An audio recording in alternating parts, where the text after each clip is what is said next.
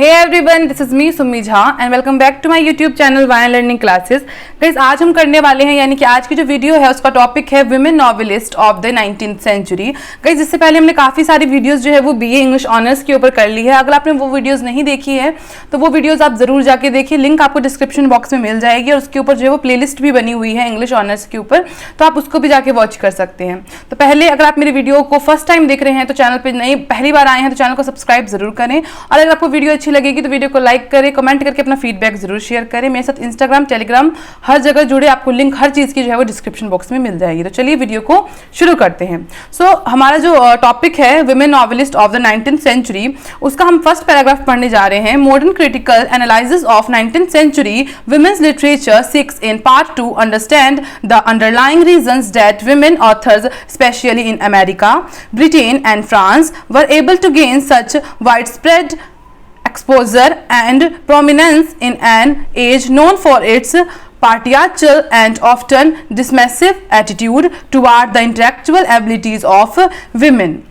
Toward the intellectual ability of women, in addition, scholars have examined the broad thematic concern that characterize much of the literary output of 19th century women writers, many arguing that it was in the 19th century that gender consciousness and feminine attitudes first came to the forefront of the literary imagination, changing forever how the works of female author would be written and regarded. अब हम इसका मतलब समझेंगे। 19वीं शताब्दी यानी कि 19th century के महिला साहित्य का आधुनिक आलोचनात्मक विशेषण आंशिक रूप से उन अंतर्निहित कारणों को समझने की कोशिश करता है कि महिला लेखक विशेष रूप से अमेरिका, ब्रिटेन और फ्रांस में अपने सत्तात्मक और अक्सर जाने वाले युग में इस तरह के व्यापक प्रदर्शन को प्रमुखता हासिल करने में सक्षम थी। यानी कि जितनी भी फीमेल्स हो गई थी नॉवेलिस्ट, वो भी जो है ये सब चीजें करने के लिए समर्थक हो चुकी थी, कैपेबल हो चुकी थी। महिलाओं की बौद्धिक क्षमताओं के प्रति उपेक्षापूर्ण रवैया, इसके अलावा विद्वानों ने व्यापक विषयगत चिंताओं की जांच की है जो 19वीं सदी की महिला लेखक के साहित्य उत्पादन की विशेषता है। कई तर्क देते हैं कि यह 19वीं शताब्दी में था कि लिंग चेतना और नारीवादी दृष्टिकोण पहली बार साहित्यात्मक कल्पना में सबसे आगे आए थे। महिला लेखकों के कार्य को कैसे लिखा और माना जाएगा हमेशा के लिए बदल रहा है। यानी कि अब जो है वो नॉवेलिस्ट जो है वो वुमेन्स भी आएंगी 19th सेंचुरी में। ये सब चीज़ें जो है अमेरिका, ब्रिटेन, फ्रांस सब में जो है वो आने लगा। नाउ नेक्स्ट पैराग्राफ जो है, the number of published women author was greater in the 19th century than in any preceding century.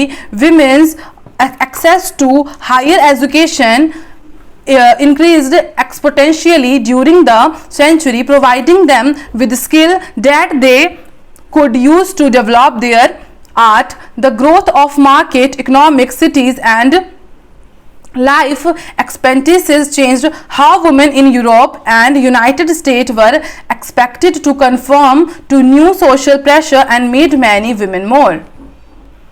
Next page पे है उसी पैराग्राफ में, consequences of their imposed social, legal and political inequality. Finally, the many social reform movements led by 19th century women such as religious revivalism, abolitionism, temperance and suffrage gave women writers a contest, an audience and a forum in which they could express their views. While most scholars agree that many women writers expressly or tacitly accepted the separate sphere of domesticity that the age assumed of them, they also argue that as the century processed, an increasing number of women began to express in their writing their dissatisfaction with gender religion and their plight of women in general. Throughout the Victorian era, the women question regarding women's true place in art and society was a subject that was hotly debated, spurred in large part by the rapid rise in literature by and or for women. अब हम इसका मतलब समझेंगे। यहाँ पे लिखा हुआ है कि प्रकाशित महिला लेखकों की संख्या 19वीं सदी में किसी भी पिछली सदी की तुलना से अधिक थी।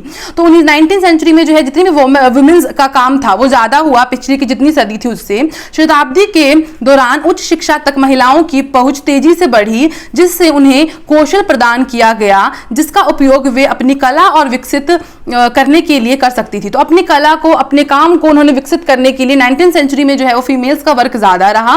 बाजार, अर्थव्यवस्थाओं, शहरों और जीवन प्रत्यक्षाओं के विकास ने बदल दिया कि कैसे यूरोप और संयुक्त राज्य अमेरिका में महिलाओं को नए सामाजिक दबावों के अनुरूप होने की उम्मीद थी और कई महिलाओं को उनकी थोपी गई सामाजिक, कानूनी और राजनीतिक असमानता के प्रति अधिक जागरूक बनाया। तो उस टाइम जो है वो वुमेन्स को यानी कि फीमेल्स को यह एहसास कराया गया कि वो जो है वो इक्वल है, चाहे वो सामाजिक तरीके से, चाहे वो राजनीतिक तरीके से, चाहे वो कानूनी तरीके से।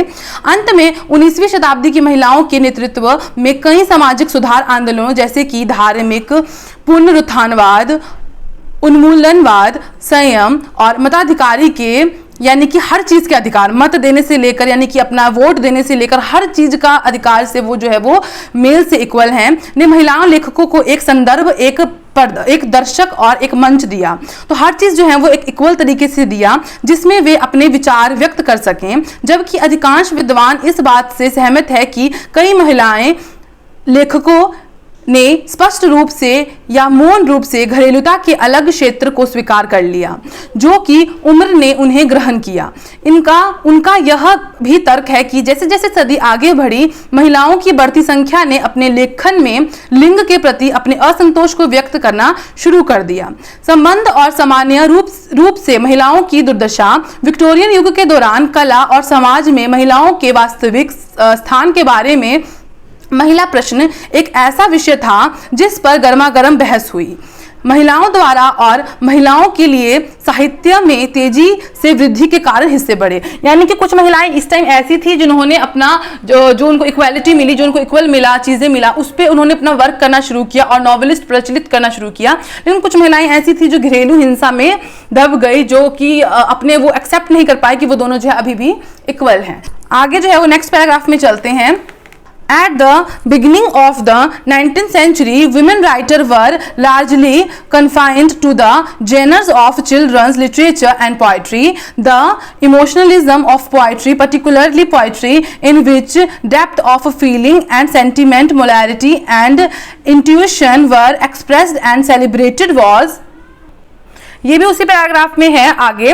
Considered a feminine genre suitable for women writer as 19th century women increasing begin to write fiction. However, critical reviews of the age often derided the inferior talents of women novelists, flooding what they perceived as women's lack of worldly experience, critical judgment and rationality traits thought to characterize men, and dismissing their works as little better than plump, designed to appeal to the unrefined taste for an ever expanding female readership. Many of the century's greatest novelists, including Charlotte Brontë, George Eliot, Mary Shelley and George Sand, never completely escaped the condescension of critics whose negative assessment of their works were often based on the author gender. Scholars argue that the legacy of this sexism has been a historic dismissal of the work of many of the age's most popular, gifted and influential women writers, consistently judged as unworthy of academic study. अब इसका मतलब हम समझते हैं। तो इसका मतलब है 19वीं शताब्दी की शुरुआत में यानी कि 19th सेंचुरी के स्टार्टिंग में, at the beginning of time, महिला लेखिका जितनी भी थी उन्होंने काफी हद तक जो है वो बाल साहित्य और कविता की विधाओं तक ही सीमित रखा उसको, ठीक है, कविताओं को। कविता की भावुकता, विशेष रूप से कविता जिसमें भावना और नैतिकता और अंतर्ज्ञान की गहराई व्यक्त की गई और मनाई गई, को स्त्री शैली माना गया। जो यहाँ पे देखो स्त्री शैली है, फेनाइन जेनर, यहाँ पे फेनाइन जेनर, इसको बोलते हैं स्त्री शैली, माना गया, जो महिला लेखकों के लिए उपयुक्त थी। 19वीं सदी के रूप में महिला ने उपन्यास लिखना शुरू कर दिया। तो धीरे धीरे क्या हुआ, जैसे 19th सेंचुरी आई ना, तो वो नॉवेल की तरफ मतलब लिखना शुरू करने जाने लगे। ठीक है, पहले जो है वो फीमेल्स जो है वो अपने अंदर घुटी थी, धीरे धीरे जब उनको छूट मिली तो 19वीं शताब्दी में जो है उन्होंने नॉवेल्स लिखना शुरू किया, उपन्यास लिखना शुरू किया। हालांकि उम्र की आलोचनात्मक समीक्षाओं ने अक्सर महिला उपन्यासकारों की हीन प्रतिभाओं का उपहास उड़ाया, जो कि महिलाओं के संस्कारिक अनुभव, आलोचनात्मक निर्णय और तर्क संगतता की कमी के रूप में माना जाता है। तो जब भी फीमेल्स कुछ काम करना शुरू करती हैं नया, तो पहले क्या होता था, उस चीज का मजाक बनाया जाता था। पुरुषों की चरित्र, क्योंकि पहले तो पुरुष प्रधान समाज जरूरी नहीं है भारत में ही, पहले हर जगह जो है वो महिलाओं को जो है वो दबाया जाता था। उसके बाद क्या है, पुरुषों को चित्रित करने के लिए सोचा गया लक्षण और उनके कामों को खारिज करते हुए कहा कि लुगदी की तुलना में थोड़ा बेहतर है, जो कभी विस्तार करने वाली महिला पाठकों के अपरिष्कृत स्वाद के लिए अपील करने के लिए डिजाइन किया गया है। Charlotte Bronte, George Eliot, Mary Shelley और जॉर्ज सैंड सहित सदी के कई महानात्मक उपन्यासकार कभी भी आलोचकों की कृपा से पूरी तरह से बच नहीं पाए। देखो, जब भी हम अच्छा काम करते हैं, चाहे हम तो अपने तरफ से जो है हम फुल बेस्ट देते हैं, लेकिन जितने भी हमारे और लोग हैं वो हमेशा जो है, अगर आपकी सफलता हो रही है तो वो आपसे जो है कहीं ना कहीं हमेशा आपको डिमोटिवेट करने की कोशिश करेंगे ही। तो ये जो कुछ फेमस मैंने उपन्यासकारों के यानी कि नॉवेलिस्ट के नाम लिए, वो भी कभी जो है वो आलोचकों से बच नहीं पाए पूरी तरीके से, जिनके कार्यों को नकारात्मक आंकलन अक्सर लेखक के लिंग पर आधारित होता था। विद्वानों का तर्क है कि इस लिंगवाद की विरासत उम्र की सबसे लोकप्रिय, प्रतिभाशाली और प्रभावशाली महिला लेखकों में से कई के काम की ऐतिहासिक बर्खास्तगी रही है, जिन्हें लगातार अकादमिक अध्ययन के लिए अयोग्य माना जाता है। तो काफी फीमेल्स को टॉलरेट किया गया, काफी ज्यादा उन पे मजाक बनाया गया, लेकिन जिसको काम करना था वो जो है फिर भी उस टाइम में प्रचलित हुआ और काम किया। ठीक है, तो ये 19th सेंचुरी में जो है वो विमेंस ने जो है वो अपना काम बढ़ाकर नॉवेलिस्ट तक लाना शुरू किया और उपन्यास लिखना जो है वो, नॉवेल्स लिखना जो है वो करने लगे। तो जो हमारी फीमेल्स भी है वो भी हमारी उपन्यासकार यानी कि नॉवेलिस्ट बनने लगी। Now our next paragraph, some modern critic have continued to disregard the contributions of 19th century women author, while other have noted that by the end of the century women novelists were more prevalent and often more popular than male novelists. Others have focused on representation of women in literature written both by men and women to illuminate the full spectrum of expectation of and perspective on women and their preserved roles in society। देखो यहाँ पे क्या बोला है कि धीरे धीरे क्या हुआ, जो मॉडर्न लाइफ जैसे जैसे आगे कंटिन्यू होने लगी और 19th सेंचुरीज में वुमेन ऑथर्स ने इतना ज़्यादा काम करना शुरू किया, नॉवेल्स लिखना शुरू किया कि मेल और फीमेल यानी कि मैन और वुमेन में कोई अंतर ही नहीं लगने लगा, उनका जो है वो रोल जो है वो इक्वल हो गया सोसाइटी के अंदर। Commentators have also compare the thematic concern of women writer in England, France and the United states, recognising in these three cultures intersecting movement toward creative and feminist literary expression। तो हमेशा आपको अपने work पे काम करना चाहिए, ना कि दूसरों का सुन के। अगर उस टाइम जो है विमेन नॉवेलिस्ट को जितना हेट किया जा रहा था, उनका मजाक बनाया जा रहा था, वो अगर उस टाइम रुक जाते तो आज मेल और फीमेल दोनों नॉवेलिस्ट 19th सेंचुरी में उतना नहीं डेवलप कर पाते जितना उस टाइम कर पाए। In recent dedicates critic have examined the contribution of African American and Native American women authors as well as influence of the 19th century periodical press, analyzing the increasing radicalism of journals and essay edited and written by feminist pioneers such as Frances Power Cope and Sarah Josefa hello. देखो यहाँ पे वही हुआ है कि फिर क्या हुआ है, हाल के दशकों में आलोचकों के अफ्रीकी अमेरिकी और मूल अमेरिकी महिला लेखकों को योगदान के साथ साथ 19वीं शताब्दी के आवधिक प्रेस के प्रभाव की जांच की है, जिससे फ्रांसिस पावर कोपे जैसे नारीवादी अग्रदूतों द्वारा संपादित और लिखित पत्रिकाओं और निबंधों में जो है वो बढ़ती कट्टरता का विश्लेषण किया गया है। सो इस टाइम जो है वो वुमेन ने जो है वो काफी प्रचलित हो गई, यानी कि अब ये कह सकते हैं कि वुमेन नॉवेलिस्ट जितनी भी थी वो कौन से सेंचुरी में सबसे ज्यादा पब्लिश हुई है, वो है 19th सेंचुरी में। उन्होंने नॉवेल्स लिखना शुरू किया, मेल्स का बराबरी करना शुरू किया, फीमेल्स और मेल्स में कोई डिफरेंस नहीं लगा सोसाइटी में। उससे पहले उनका बहुत मजाक बना, उनको जो है वो बहुत नीचे दिखाया जाता था, लेकिन उनकी मेहनत ने उनको जो है वो मेल्स के यानी कि समाज में जो है वो मेल्स के बराबरी में खड़ा कर दिया। Now our last paragraph, toward the end of the century, 19th century, women writers expanded their subject matter, moving beyond highlighting the lives and the hard work suffered by women locked in domestic prisons. Instead, they increasingly expressed their individualism and demanded more equal partnership in marriage, public life, law and politics with men.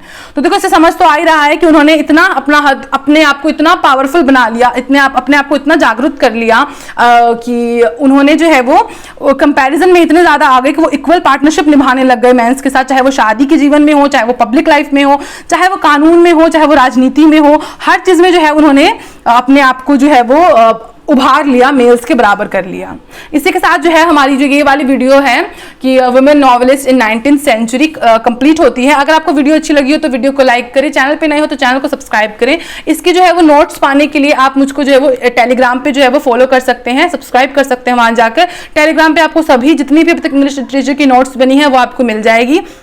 Telegram से लेके Instagram से लेकर और सभी videos की link जो है आपको डिस्क्रिप्शन बॉक्स में मिल जाएगी। वहां से आप सीधा मेरे टेलीग्राम पे जा सकते हैं और इंस्टाग्राम पे कोई भी क्वायरी हो तो आप वहां पे मुझे मैसेज कर सकते हैं। सो इसी के साथ मिलते हैं नेक्स्ट वीडियो में, तब तक के लिए जय हिंद, वंदे मातरम।